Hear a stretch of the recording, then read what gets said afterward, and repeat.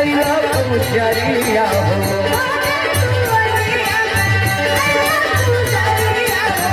कबेरा तेरी हो शिव पर नजरिया हो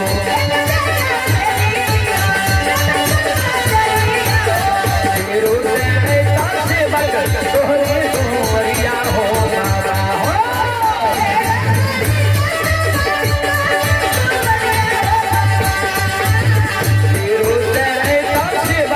तोहरे दुआरिया हो बाबा हो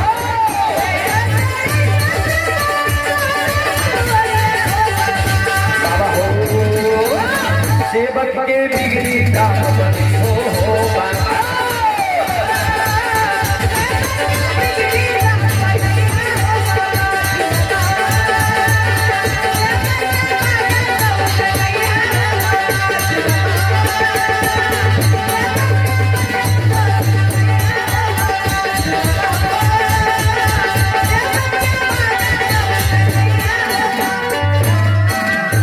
और भगवान की सज्जन वृंद आप ही नरेश यादव के सुपुत्र विवेक कुमार सुपुत्री शिवानी कुमारी ग्राम जेमहरा 51 की पुरस्कार है।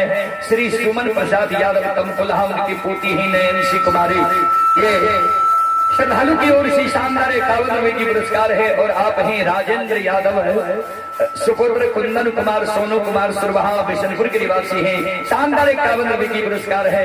ये सृष्टि भारती राज रानी और आप ही चंदेश्वरी मुखिया के पोता ये रवतार कुमार श्रद्धालु की ओर से शानदार 51 की पुरस्कार है। लक्ष्मी किराना अशोर अमृता गौरी टोला ये मिथिलेश प्रसाद जी की ओर से शानदार प्रोपराइटर मिथिलेश जी की ओर से 51 की पुरस्कार है।